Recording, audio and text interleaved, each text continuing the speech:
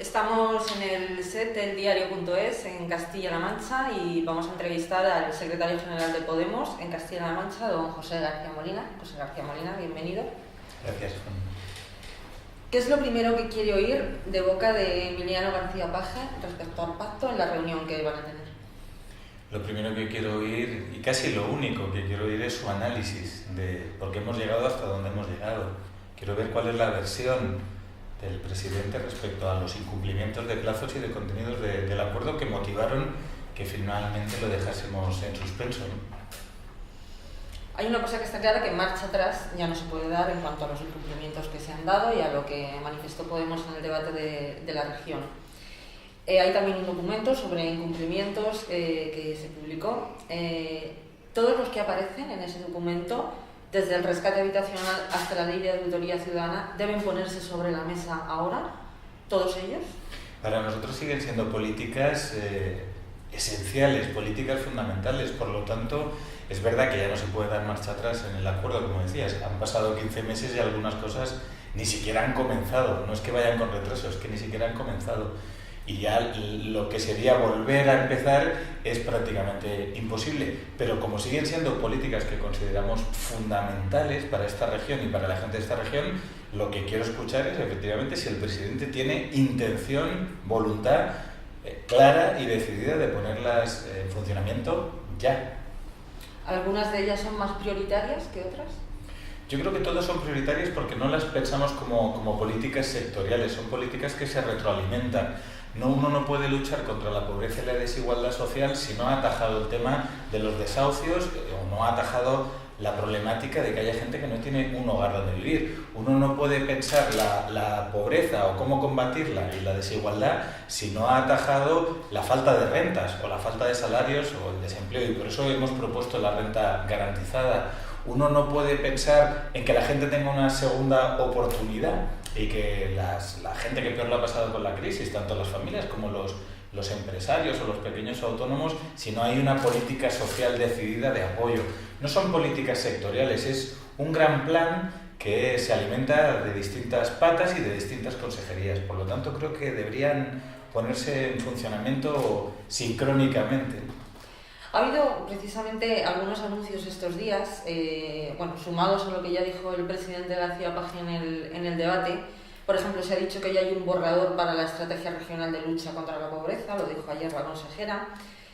También se ha hablado ya de renta garantizada, dijo el presidente que también se le podía llamar plan de rescate habitacional, a lo que se habla en cuanto a desahucios. ¿Los ha valorado como guiños del gobierno durante esta última semana? Los anuncios de García Paje son una costumbre, por no decir una mala costumbre, o un mal hábito. Se anuncian muchas cosas, o muchas medidas, que luego o no se cumplen como se han anunciado. Yo insisto, creo que uno de los defectos de este gobierno, y se lo digo casi todos los plenos y se lo dije en el debate, es que piensan las medidas como cuestiones sectoriales, como un anuncio de una consejería, vamos a hacer tal cosa.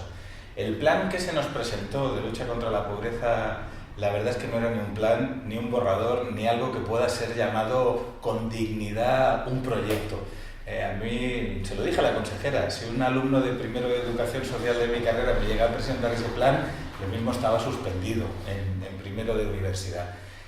Y lo digo de nuevo, no se trata de medidas concretas. Cuando pensamos un plan integral de lucha contra la pobreza y la desigualdad social, se trata de sentarse en una mesa las distintas consejerías y establecer un gran plan. Eso es lo que yo también llamo modelos de política social que tienen que ver con la economía, con el empleo, con la vivienda y con el bienestar social y con la sanidad y con la educación. Y eso el gobierno no lo ha hecho. No sé si porque no sabe hacerlo, no sé si porque no quiere hacerlo, pero la realidad es que a día de hoy no se ha hecho.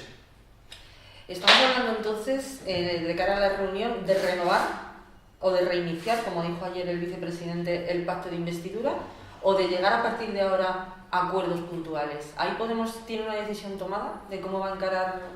Lo decía en la primera pregunta. Yo lo único que voy es a escuchar qué tiene que decir el gobierno de por qué hemos llegado hasta aquí. Me da la sensación de que el mensaje que está lanzando el gobierno, desde distintas voces, es que hay que pensar qué vamos a hacer a partir de ahora. Y a mí me parece un error estratégico y garrafal no analizar en profundidad qué nos ha traído hasta aquí para no tener que repetir los mismos errores, no considero que haya que tomar ninguna decisión hasta que haya un análisis serio y riguroso por todas las partes. Y a partir de ahí, pues efectivamente veremos partido a partido, ya veremos. El acuerdo está muerto, pero está muerto porque se ha pasado 15 meses esperando. Yo no creo que los acuerdos resuciten y no creo que el papel mojado se pueda volver a leer. A partir de ahí, una vez que tengamos el análisis, pues ya veremos. Lo digo porque en el debate del Estado de la región la semana pasada dijo usted mediante una metáfora que lo de volverse a fiar, pues como que no, de quien no había cumplido con la palabra. Entonces, ¿cuál sería entonces la solución? Pues que se haga ese análisis y que una vez hecho el análisis, si estamos de acuerdo en cuáles han sido los problemas, intentemos buscar soluciones fiables. Pero soluciones fiables no van a ser anuncios y soluciones fiables no va a ser volver a firmar un acuerdo. Yo insisto, me parece que esto cualquier hijo de vecino, cualquier vecino o cualquier paisano lo entiende. Cuando alguien te ha engañado, cuando alguien te ha, voy a decir con una palabra un poco más gruesa, te ha estafado después de firmar un contrato, yo creo que es muy difícil ir y volver a firmarlo gratuitamente. Pues firmamos otro, rompimos aquel, pero no pasa nada, firmamos otro. Yo creo que esto no lo hace nadie, ni en la política ni en la vida. Por lo tanto, cuando yo insisto tanto en el análisis, es que creo que va a ser de ese análisis del que salgan quizás posibles vías de solución, pero desde luego volver al punto en el que estábamos es imposible. ¿Qué opina del hecho de que se haya argumentado desde la Junta que los plazos se han alargado por el tema presupuestario, en algunos casos? En otros casos han dicho que, bueno, que la falta de gobierno central también había impedido que se desarrollara el acuerdo. Todas esas justificaciones que ha dado la Junta, ¿cómo las valoran? Como justificaciones, por no decir directamente como excusas. Nosotros desde el principio dijimos que íbamos a ser pacientes y que íbamos a ser responsables porque sabíamos que veníamos de una situación complicada. Desde el anterior legislativo muchas de las medidas que se habían tomado eran muy lesivas y que necesitábamos tiempo, pero también coraje para cambiarlas. Me parece que el gobierno de Castilla-La Mancha se ha tomado el tiempo, pero no le ha puesto el coraje, ni le ha puesto la valentía. Por lo tanto, las excusas yo creo que son siempre de mal perdedor, o son excusas para intentar tapar esa falta de coraje y de valentía. Yo hubiera entendido retrasos de unos meses, de un mes, incluso si me apuran de medio año, son 15 meses. Me parece que las excusas se acabaron hace mucho tiempo. En el caso de que por cualquier motivo no hubiera acuerdo, fuera más un desencuentro que un encuentro, ¿cómo gestionaría Podemos con sus bases, con sus militantes? Por ejemplo, que no hubiera presupuestos y que se prorrogara, o que incluso el PP se animara a una cuestión de confianza, porque desde el PSOE han negado hasta ahora que vaya a haber una gran coalición en Castilla-La Mancha. Bueno, esperemos a ver si no la hay en España y ahí se animan, ¿no? Yo dije el otro día y no me parece descabellado que a lo mejor estamos ante un intercambio de favores, ¿no? Yo te hago presidente en España, en Madrid, y a lo mejor aquí te echamos una mano en Castilla-La Mancha. Yo no lo descartaría por completo. Pero más allá de eso, yo creo que la gente que nos ha votado y que la gente que está en Podemos sabe muy bien a qué hemos venido aquí. Nosotros no hemos venido a hacer amigos, ni hemos venido a sostener el gobierno de nadie, se llame como se llame o tenga las siglas que tenga. Nosotros hemos venido a hacer política con y para la gente. Una política muy clara que tiene una hoja de ruta muy clara.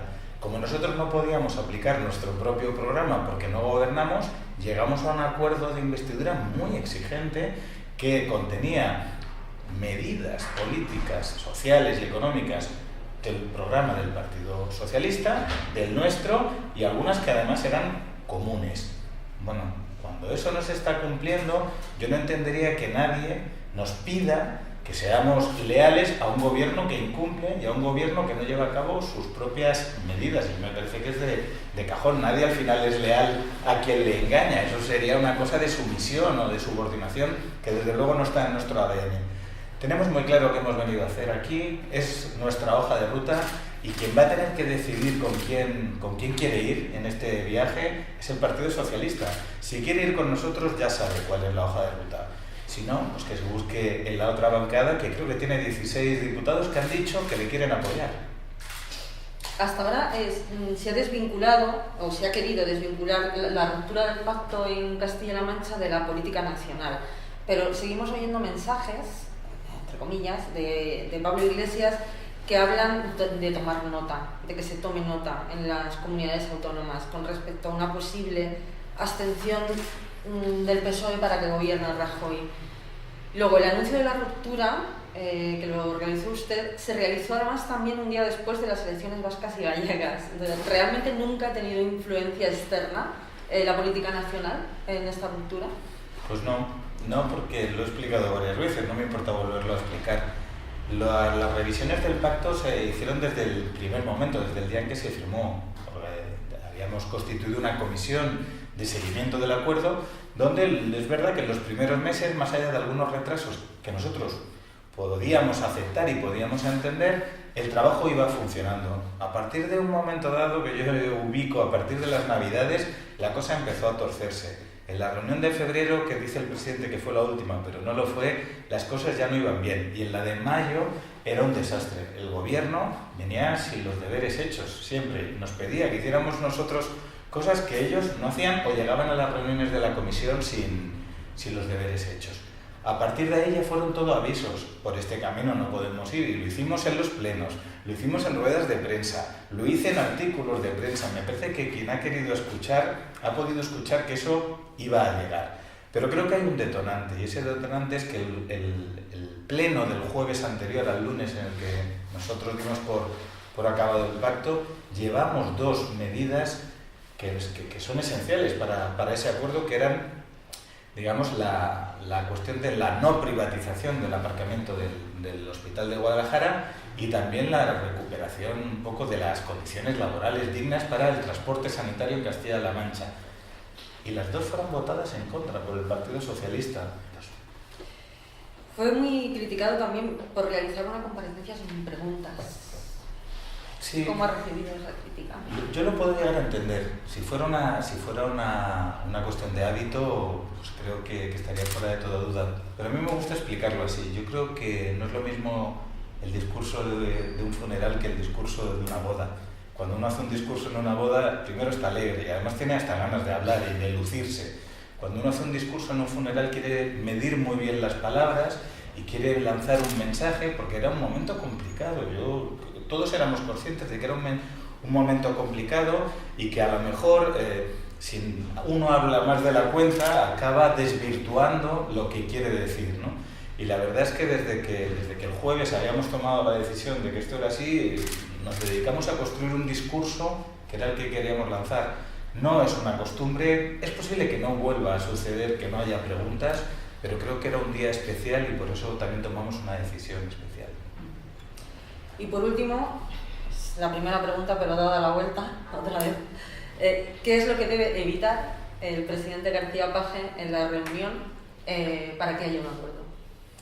Creo que debe evitar anuncios, creo que debe evitar anticiparse, creo que no tiene que poner las soluciones antes de los análisis. Y a veces nos da la sensación de que en política corremos antes de empezar a andar. Estamos pensando ya qué vamos a hacer pasado mañana sin saber qué nos está pasando hoy, ¿no? Entonces yo lo que le pido, y creo que sería prudente por su parte, es no anticiparse ni hacer anuncios que quizá no puedan cumplir. De eso ya hemos tenido varios. Muy bien, señor García Molina, muchas gracias. Muchas gracias a vosotros.